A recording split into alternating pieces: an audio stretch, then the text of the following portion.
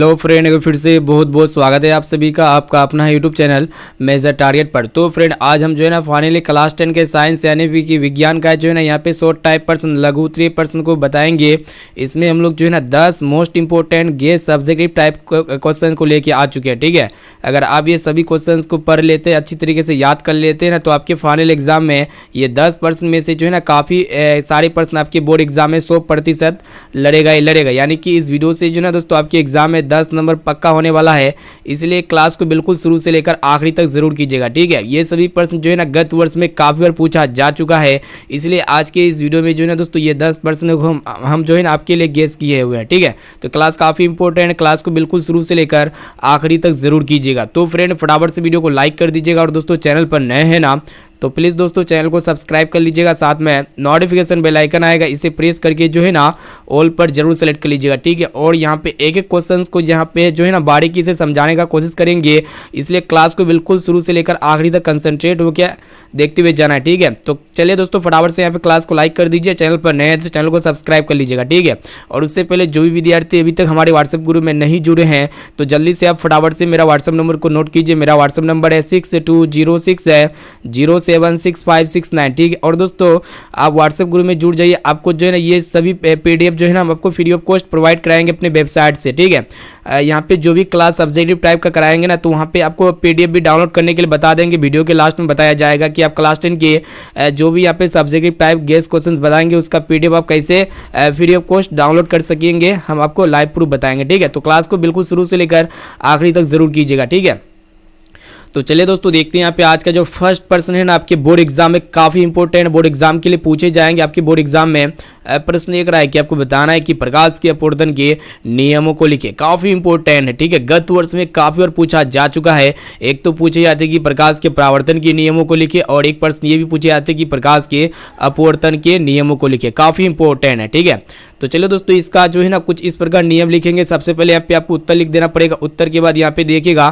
प्रकाश के अपवर्तन के कितने नियम होते हैं, तो 2 नियम होते हैं। ठीक है, आपके एग्जाम में वस्तुनिष्ठ प्रश्न भी पूछे जाते हैं कि प्रकाश के अपवर्तन के कितने नियम होते हैं, तो प्रकाश के अपवर्तन के 2 नियम होते हैं। तो सबसे पहला पॉइंट यहाँ पे लिखना पड़ेगा, पहला बिंदु लिखना पड़ेगा कि आपतित किरण, अपवर्तित किरण तथा आपतन बिंदु पर डाला गया अभिलंब जो होते हैं ना तीनों एक ही तल पर होते हैं, यानी कि तीनों एक ही बिंदु पर होते हैं। ठीक है, और दूसरा नियम ये लिखना पड़ेगा कि किसी खास 2 माध्यम के लिए, कोई भी खास 2 माध्यम हो सकते हैं, आपतन कोण की जया जिसको हम लोग क्या कहेंगे साइन ई कहेंगे, तथा अपवर्तन कोण की जया जिसको हम लोग साइन आर कहेंगे। ठीक है, इसका अनुपात क्या होता है दोस्तों, स्थिर रहता है, यानी कि कांस्टेंट रहता है, नियतांक रहता है। इसी को हम लोग क्या कहते हैं, स्नेल का नियम भी कहते हैं। ठीक है, आपके एग्जाम में एक प्रश्न ये पूछे जाती है कि स्नेल का नियम क्या होता है, तो आप क्या कीजिएगा दोस्तों, किसी खास 2 माध्यम के लिए आपतन कोण की जया तथा अपवर्तन कोण की जया का अनुपात क्या होता है, स्थिर रहता है, कांस्टेंट रहता है।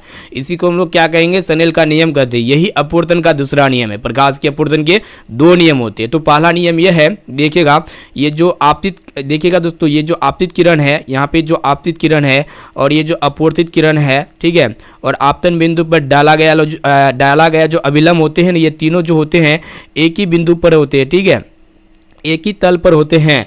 ठीक है, तो यही हो गया आपका प्रकाश के अपवर्तन का फर्स्ट नियम, पहला नियम।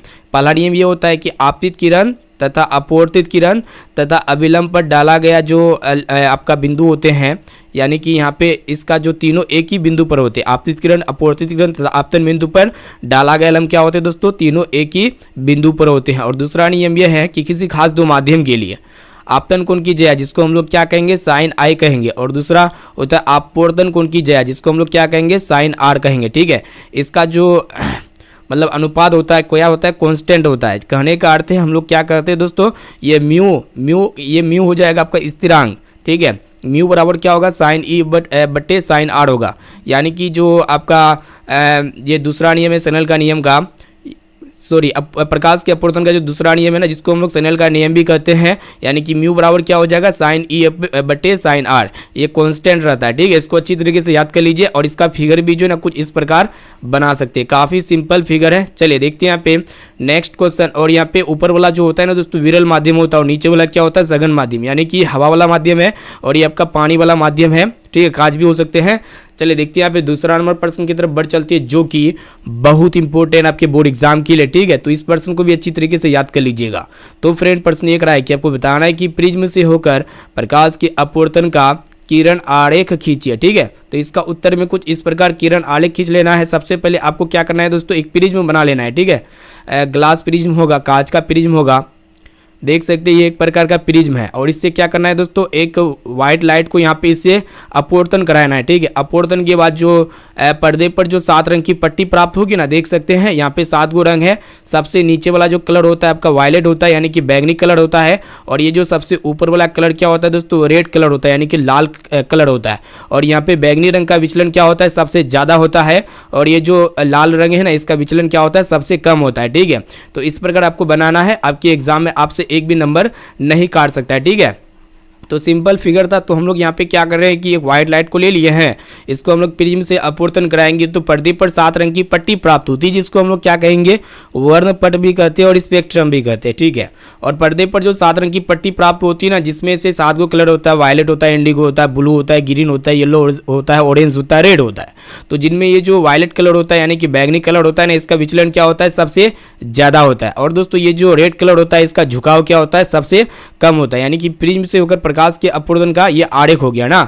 उम्मीद करते हैं आपको अच्छी तरीके से ये समझ में आ चुका होगा। चलिए फ्रेंड देखते हैं यहाँ पे नेक्स्ट क्वेश्चन, जो कि बहुत इंपॉर्टेंट है और ये भी प्रश्न जो है आपके बोर्ड एग्जाम में काफी बार पूछा जा चुका है। तो यहाँ पे आपको बताना है कि जीवाश्म ईंधन क्या है, इसके 2 उदाहरण दे। ठीक है, काफी सिंपल प्रश्न है। तो यहाँ पे जीवाश्म ईंधन क्या होता है, तो सबसे पहले आपको उत्तर में कुछ इस प्रकार लिखना पड़ेगा कि लकड़ी और कोयला दोनों जीवाश्म ईंधन है, यानी कि जीव जंतुओं से प्राप्त ईंधन को हम लोग क्या कहते हैं, जीवाश्म ईंधन कहते हैं। ठीक है, और दोस्तों यहाँ पे देखिएगा लकड़ी और कोयला दोनों क्या होते हैं, जीवाश्म ईंधन होते हैं। लकड़ी को जलाने पर क्या प्रदान होती है, ऊष्मा प्रदान होती है। इसी प्रकार हम लोग कोयला को भी जलाएंगे तो क्या प्रदान होगी दोस्तों, हीट प्रदान होगी, यानी कि ऊष्मा प्रदान होगी। ये दोनों ईंधन क्या है, लकड़ी और कोयला जीवाश्म ईंधन की श्रेणी में आते हैं। उम्मीद करते हैं ये भी प्रश्न जो है आपको काफ़ी अच्छी तरीके से समझ में आ चुका होगा। ठीक है, आप नोट भी कर सकते हैं, हालांकि यहाँ पे एग्जाम का समय काफ़ी नज़दीक है। तो इसका PDF जो है ना हम फ्री ऑफ कॉस्ट अपने वेबसाइट पर डाल देंगे, वहाँ से आप जो है ना ईजिली PDF को डाउनलोड भी कर सकते हैं। ठीक है, अब चलिए फ्रेंड देखते हैं यहाँ पे नेक्स्ट क्वेश्चन की तरफ बढ़ चलती है, जो कि बहुत इंपॉर्टेंट है और ये भी प्रश्न जो है आपके बोर्ड एग्जाम में पूछे जाएंगे। तो यहाँ पे आपसे पूछ रहा है कि विद्युत विभव से आप क्या समझते हैं, जिसको हम लोग क्या कहते हैं, इलेक्ट्रिक पोटेंशियल कहते हैं। ठीक है, तो चलिए इसका उत्तर जो है कुछ इस प्रकार लिखना पड़ेगा कि किसी बिंदु पर विद्युत विभव कार्य का वह परिमाण है, यानी कि वह मैग्नीट्यूड है, जो प्रति एकांक आवेश को अनंत से उस बिंदु तक लाने में किया जाता है। ठीक है, तो इसका उत्तर क्या कुछ इस प्रकार लिखना पड़ेगा कि किसी बिंदु पर विद्युत विभव कार्य का वह परिमाण है जो प्रति एकांक आवेश को अनंत से उस बिंदु तक लाने में किया जाता है। ठीक है, तो उसी को हम लोग क्या कहते हैं, विद्युत विभव कहते हैं। और दोस्तों जो विद्युत विभव होते हैं, यानी कि इसका जो ऐसे मात्रक होते हैं क्या होते हैं, जूल प्रति कूलाम होते हैं, जिसको हम लोग क्या कहते हैं, वोल्ट भी कहते हैं ना। आपके एग्जाम में एक प्रश्न ये पूछे जाते हैं कि विद्युत विभव का ऐसे मात्रक क्या होते हैं, तो वोल्ट भी होते हैं, या फिर इसको हम लोग कह सकते हैं जूल प्रति कूलाम। अर्थात यहाँ पे वोल्ट बराबर क्या हो जाएगा, जूल प्रति कूलाम। कहने का अर्थ है कि जूल प्रति कूलाम के अनुपात को भी हम लोग क्या कहते हैं दोस्तों, विद्युत विभव कहते हैं। और सबसे जो सटीक डेफिनेशन है इसका क्या है कि किसी बिंदु पर विद्युत विभव कार्य का वह परिमाण है जो प्रति एकांक आवेश को अनंत से उस बिंदु तक लाने में किया जाता है, तो उसी को हम लोग क्या कहेंगे, विद्युत विभव कहेंगे। और दोस्तों ये विभव का ऐसे मतलब क्या होता है, जूल प्रति कूलाम होता है या फिर इसका वोल्ट होता है। ठीक है, उम्मीद करते हैं ये भी प्रश्न आपको काफ़ी अच्छी तरीके से समझ में आ चुका होगा।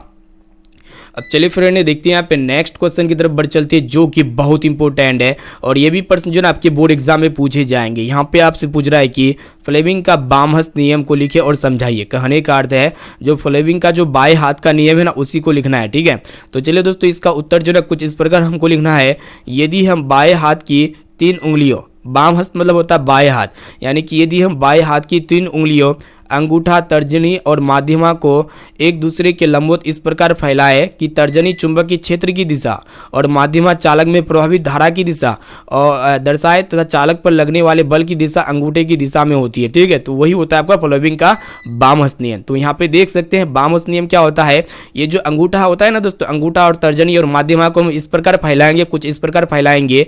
ठीक है, यहाँ पे देख सकते हैं जो आपका तर्जनी होता है ना, ये तर्जनी ये चुंबकीय क्षेत्र रेखा की दिशा को बतलाएगा, दर्शाएगा, ठीक है। और दोस्तों ये जो आपका मध्यमा होता है, ये मध्यमा क्या होते हैं, चालक में प्रभावित विद्युत धारा की दिशा को दर्शाता है। और ये जो अंगूठा होते हैं ना, ये क्या करते हैं, चालक पर लगने वाले बल की दिशा को दर्शाता है, ठीक है। तो यही होता है आपका फ्लेमिंग का बामहस्त नियम। तो उम्मीद करते हैं ये भी आपको अच्छी तरीके से समझ में आ चुका होगा। यहाँ पे जो है ना काफी संक्षेप में आपको समझाया जा रहा है, यानी कि यहाँ पे संक्षेप डिफिनेशन है जो आपको जल्दी चुटकियों में याद भी हो जाएगा। चलिए दोस्तों देखते हैं यहाँ पे नेक्स्ट क्वेश्चन की तरफ बढ़ चलती है जो कि बहुत इंपॉर्टेंट है और ये भी प्रश्न जो है आपके बोर्ड एग्जाम में पूछे जाएंगे, ठीक है। तो इसको भी अच्छी तरीके से आप याद कर लीजिएगा। तो यहाँ पे आपसे पूछ रहा है कि किसी चालक का प्रतिरोध जो होते हैं ना किन किन बातों पर निर्भर करता है, यानी कि आपका डिपेंड करता है। किसी भी चालक का जो रेजिस्टेंस होता है कंडक्टर का, वो किन किन बातों पर निर्भर करता है। तो देखिएगा इसका उत्तर जो है ना कुछ इस प्रकार लिखना पड़ेगा कि किसी चालक का प्रतिरोध जो होते हैं ना दोस्तों निम्नलिखित बातों पर निर्भर करता है। तो यहाँ पे देखिएगा 4 को बात है। तो सबसे पहला बिंदु जो है तार की लंबाई पर डिपेंड करता है, उसके बाद तार की मोटाई पर डिपेंड करता है और इनके साथ साथ चालक के पदार्थ पर भी निर्भर करता है और चालक के ताप पर निर्भर करता है। यानी कि यहाँ पे ये चारों पॉइंट जो है ना निर्भर करता है किसी भी चालक का प्रतिरोध, ठीक है। किन किन बातों पर निर्भर करता है, तो तार की लंबाई पर निर्भर करता है, तार की मोटाई पर निर्भर करता है और आपका चालक के पदार्थ पर भी निर्भर करता है और चालक के ताप पर भी निर्भर करता है, ठीक है। उम्मीद करते हैं भी आपको काफ़ी अच्छी तरीके से समझ में आ चुका होगा, ठीक है। अब चलिए फ्रेंड देखते हैं यहाँ पे नेक्स्ट क्वेश्चन जो कि आपके बोर्ड एग्जाम के लिए बहुत इंपॉर्टेंट है। तो फ्रेंड प्रश्न एक रहा है कि आपको बताना है कि संतुलित रासायनिक समीकरण क्या है, इसका एक उदाहरण दे, ठीक है। तो इसका उत्तर कुछ इस प्रकार लिखना पड़ेगा कि ऐसा रासायनिक समीकरण जिसके प्रतिकारक और प्रतिफल में मौजूद तत्वों के परमाणुओं की संख्या बराबर हो, तो उसको हम लोग क्या कहेंगे, संतुलित रासायनिक समीकरण कहेंगे। तो फ्रेंड ये आपका टेंस 2 होता है, ठीक है। टेंस 2 से बाएं तरफ ये आपका क्या हो गया, बायां तरफ हो गया, ठीक है। और ये आपका दाहिना तरफ हो गया ना। टेंस 2 यानी कि जो एरो चिन्ह है 3 निशान के बाएं तरफ जो होते हैं ना उसको हम लोग क्या कहते हैं, प्रतिकारक कहते हैं। और जो तीर का चिन्ह होता है दाहिनी ओर, इसको हम लोग क्या कहेंगे दोस्तों, प्रतिफल कहेंगे या फिर उसको उत्पाद भी कर सकते हैं या फिर प्रोडक्ट भी कर सकते हैं, ठीक है। तो इसमें प्रतिफल में, प्रतिकारक में और प्रतिफल में इसमें जो भी परमाणु संख्या होती है ना बराबर हो, तो उसको हम लोग वो क्या होते हैं, संतुलित रासायनिक समीकरण के अंतर्गत आते हैं, ठीक है। यानी कि प्रतिकारक और प्रतिफल में मौजूद तत्वों की परमाणु संख्या क्या हो दोस्तों, बराबर हो, तो उसको हम लोग क्या कहेंगे, संतुलित रासायनिक समीकरण कहेंगे। कैसे कहेंगे, तो जैसे कि देख सकते हैं यहाँ पे ये प्रतिकारक हो गया जिसको हम लोग अभिकारक भी कहेंगे। तो यहाँ पे अभिकारक में H परमाणु कितना है, 2 दूना 4 है। उसी प्रकार यहाँ पे अगर प्रतिफल में भी देखते हैं तो प्रतिफल में H परमाणु कितना है दोस्तों, 2 दूना 4 है, ठीक है। अगर यहाँ पे ऑक्सीजन का बात किया जाए तो अभिकारक में ऑक्सीजन का कितना परमाणु है, यहाँ पे ऑक्सीजन है आपका ऑक्सीजन का 2 परमाणु है प्रतिकारक में। और इसी तरह प्रतिफल में अब अगर आप देखते हैं तो ऑक्सीजन के साथ कितना परमाणु है, 2 परमाणु है।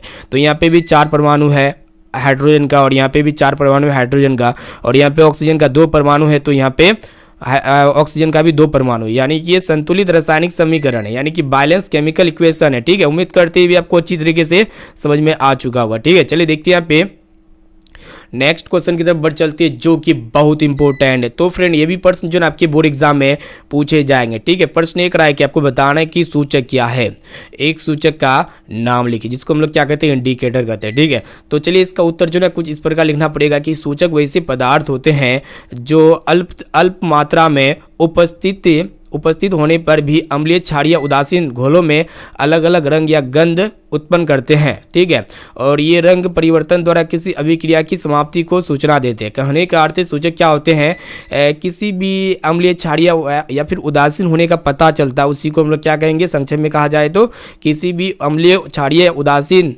विलयन होने का पता चलता है, सूचना देता है कि वो उसका रंग या गंध उत्पन्न करते हैं, ठीक है। तो उसी को हम लोग सूचक कहेंगे। तो काफ़ी सिंपल डेफिनेशन है। सूचक क्या होते हैं, सूचक वैसे पदार्थ होते हैं जो अल्पतम मात्रा में उपस्थित होने पर भी अम्लीय, क्षारीय, उदासीन घोलों में अलग अलग रंग या गंध उत्पन्न करते हैं। ये रंग परिवर्तन द्वारा किसी भी अभिक्रिया की समाप्ति को सूचना भी देते हैं, ठीक है। और इसका जो यहाँ पे कुछ आपका संश्लेषित सूचक भी है और यहाँ पे कुछ प्राकृतिक सूचक भी है।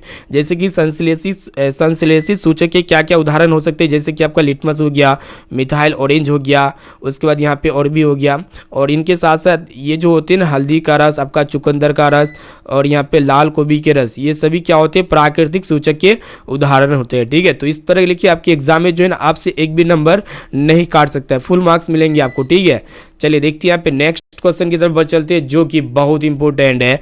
तो फ्रेंड ये भी प्रश्न जो है आपके बोर्ड एग्जाम में पूछे जाएंगे। तो यहाँ पे प्रश्न एक रहा है कि आपको बताना है कि किण्वन क्या है, यह कहाँ होता है। ठीक है, तो किण्वन क्या होते हैं और इनके साथ साथ आपको बताना है कि यह कहाँ होता है। तो चलिए दोस्तों, किण्वन सबसे पहले समझ लेते हैं किण्वन क्या होता है आखिरकार। तो इसका उत्तर जो ना कुछ इस प्रकार लिखना पड़ेगा कि गन्ने के रस को सूर्य प्रकाश में रख देने पर यह रासायनिक ऊर्जा का उपयोग किण्वित हो जाता है। ठीक है, जिससे अल्कोहल का निर्माण होता है और इसी को हम लोग, यही प्रोसेस को हम लोग क्या कहेंगे, किण्वन कहेंगे। जो गन्ने का रस होता है, इसको अगर आप सनलाइट में रख देते हैं तो ये रासायनिक ऊर्जा का उपयोग करके क्या हो जाते हैं, किण्वित हो जाती है। ठीक है, और जिससे अल्कोहल का निर्माण होता है।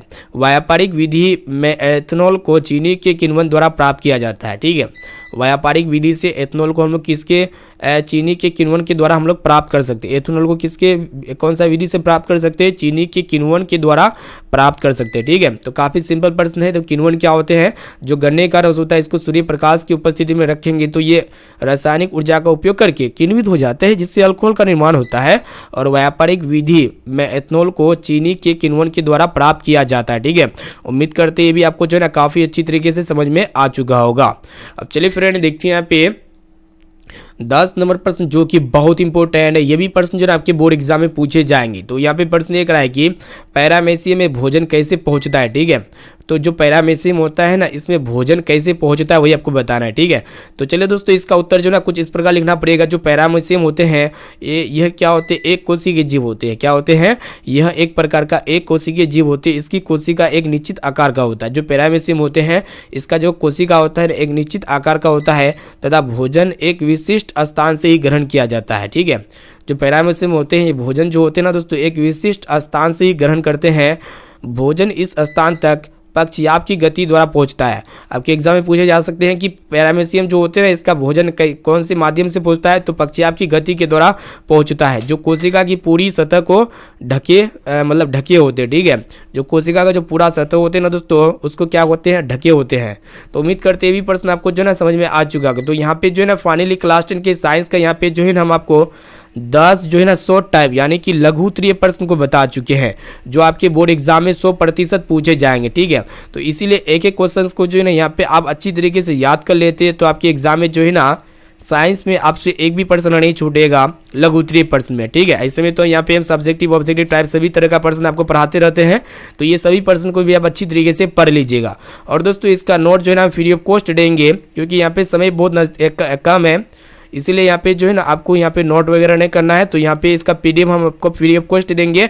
तो चलिए आप इसका पीडीएफ कैसे डाउनलोड कीजिएगा हम आपको स्टेप बाय स्टेप बताएंगे। तो जल्दी से जब तक जो है ना आप फटाफट से वीडियो को लाइक कीजिए दोस्तों, और चैनल पर नए हैं ना तो प्लीज़ दोस्तों चैनल को सब्सक्राइब कर लीजिएगा। ठीक है, और यहाँ पे ऑल पर जरूर सेलेक्ट कर लीजिएगा। ठीक है, ताकि यहाँ पे जब भी क्लास वगैरह हो तो नोटिफिकेशन मिलता रहे। और इस वीडियो को अपने दोस्तों में भी शेयर कीजिएगा। जब तक आप वीडियो को लाइक कीजिए, हम आपको लेके चलते हैं गूगल के सर्च इंजन पे। तो फ्रेंड, अभी आप जो क्लास किए ना उसका पीडीएफ हम आपको फ्री ऑफ कॉस्ट देंगे। ठीक है, तो आपको सिंपली आपको अपने गूगल के इंजन पे यहाँ पे आ जाना पड़ेगा, सर्च इंजन पे। उसके बाद यहाँ पे सर्च बार में आपको सर्च करना होगा measuretargets.com। ठीक है, तो जैसे यहाँ पे measuretargets.com सर्च करते हैं तो यहाँ पे स्पेलिंग को आप ध्यानपूर्वक देखिए, measuretargets.com लिखना है। ठीक है, बताइए लगाना है। तो जैसे लिखते हैं ना कुछ इस तरह का इंटरफेस आएगा। तो आपको क्या करना है कि मैट्रिक एग्जाम 2023 इसमें आपको सिंपली क्लिक कर देना है। ठीक है, तो फ्रेंड जैसे आप इसमें क्लिक कर देते हैं ना तो थोड़ा नीचे स्क्रॉल डाउन कीजिएगा, मेरे वेबसाइट में आ चुके होंगे। उसको देखिएगा यहाँ पे पीडीएफ डाउनलोड। तो सिंपली आपको क्या करना है, पीडीएफ डाउनलोड वाले बटन पे क्लिक कर दीजिएगा और इस तरह का विज्ञापन वगैरह आएगा। तो इसको आपको क्या करना है, एक बार खोल लेना है। ठीक है, तभी आपका पीडीएफ डाउनलोड होगा। यहाँ पे इसको एक बार खोल लीजिएगा। खोलने के बाद क्या करना है, फिर यहाँ पे बैक आ जाना है। ठीक है, बैक आ जाइएगा। फिर यहाँ पे आपको क्या करना है दोस्तों, पीडीएफ डाउनलोड वाले बटन पे फिर से आपको क्लिक कर देना है। ठीक है, फिर यहाँ पे नीचे स्क्रॉल डाउन करना है। तो चलिए दोस्तों, यहाँ पे देखिएगा अभी जो हम आपको क्लास कराए, जैसे कि आज होगी आपका 5 तारीख। ठीक है, तो 5/1/2023 तो इसका PDF science subjective guess question यहाँ पे डाला गया है। क्या करना है, यहाँ पे साइंस ऑब्जेक्टिव गेस क्वेश्चन, इसके बगल में यहाँ पे डाउनलोड का बटन मिलेगा। तो देख सकते हैं यहाँ पे डाउनलोड का बटन है ना, तो सिंपली आपको क्या करना है कि ये डाउनलोड वाले बटन पे आपको सिंपली क्लिक कर देना होगा, ठीक है। तो जैसे आप डाउनलोड वाले बटन पे क्लिक कर देते हैं ना, तो यहाँ पे साइंस का फाइनल एग्जाम का यहाँ पे सब्जेक्टिव टाइप का पीडीएफ हम आपको फ्री ऑफ कॉस्ट दे रहे हैं। देख सकते हैं अभी जो क्लास की इसका पीडीएफ आप फ्री ऑफ कॉस्ट प्राप्त कर सकते हैं, लाइव प्रूफ हम आपको बताते हैं, ठीक है। ताकि यहाँ पे एग्जाम का समय काफ़ी नज़दीक है, तो इसीलिए आप यहाँ पे क्वेश्चन को नोट वगैरह नहीं कर सकते हैं, तो यहाँ पे पीडीएफ को डाउनलोड ही करके आप पढ़ लीजिए, ठीक है। और यहाँ पे वीडियो के माध्यम से हम तो आपको एक एक क्वेश्चन समझा ही दिए, तो इनके साथ साथ यहाँ पे अगर इसको डाउनलोड कर लेते हैं, ठीक है। इसी तरह यहाँ पे डेली हम जो है क्लास कराएंगे, उसका पीडीएफ फ्री ऑफ कॉस्ट देंगे, और हम आपको लास्ट में बताएंगे कैसे पीडीएफ को डाउनलोड कर सकते हैं ना। क्लास 10 के सभी सब्जेक्ट का यहाँ पे हम फ्री ऑफ कॉस्ट आपको पीडीएफ प्रोवाइड कराएंगे, ठीक है। तो देख सकते हैं यहाँ पे कुछ इस तरह का पीडीएफ आपको मिल जाएगा, और इसको अगर आप फाइल में सेव करना चाहते हैं तो देख सकते हैं यहाँ पे डाउनलोड का कुछ सिंबल इस प्रकार है, एरो कार्ड डाउन वाला चीन है, तो सिंपली आपको इसमें क्लिक कर दीजिएगा, तो ये आपका जो है डाउनलोड हो जाएगा और आपका फाइल मैनेजर में चले जाएगा, ठीक है। फाइल मैनेजर में डाउनलोड वाले सेक्शन में जाके इसको आप इजीली डाउनलोड करके पढ़ सकते हैं, और अपने दोस्तों को भी इस वीडियो को शेयर कर सकते हैं, ताकि वो भी एग्जाम की तैयारी काफ़ी अच्छी तरीके से कर सके, ठीक है। और इस वीडियो को अपने दोस्तों में ज़्यादा से ज़्यादा शेयर कीजिएगा, और जो विद्यार्थी तो वीडियो को लाइक नहीं किया तो फटाफट से वीडियो को लाइक भी कर दीजिएगा, ठीक है। तो फिर मिलते हैं यहाँ पे अगले क्लास में। थैंक यू दोस्तों।